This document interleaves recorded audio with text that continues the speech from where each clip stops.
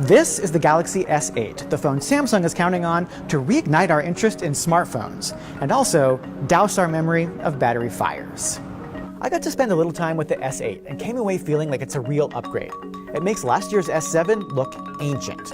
Same for the iPhone 7. This is what Gadget Envy looks like. The startling change is the shape.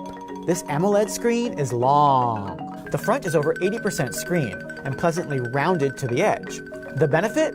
In a body that's just slightly longer than last year's 5.1-inch S7, you now get a 5.8-inch screen. That's about the same amount of screen as the iPhone 7 Plus.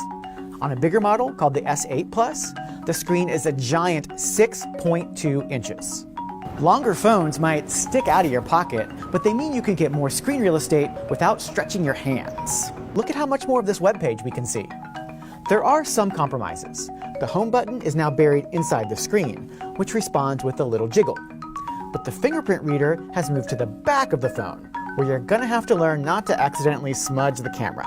You can also unlock the phone with your face, or by using a new IR camera to scan your iris. Like past Samsung phones, the S8 is water resistant. There's still a regular headphone jack there too. And little surprise, the plug now uses USB-C. One disappointment. The back camera is essentially the same as last year's S7. That was a really good camera, but others have moved on to multiple lenses that let you zoom or measure depth.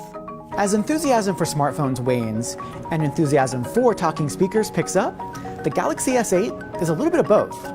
This is the first product to include Bixby, Samsung's answer to Amazon's Alexa and Apple's Siri. She, another AI with a female voice, can operate menus as well as many of Samsung's apps. I changed the language to English. There's a Bixby button on the side, and Samsung says you can call her name from afar, like Alexa.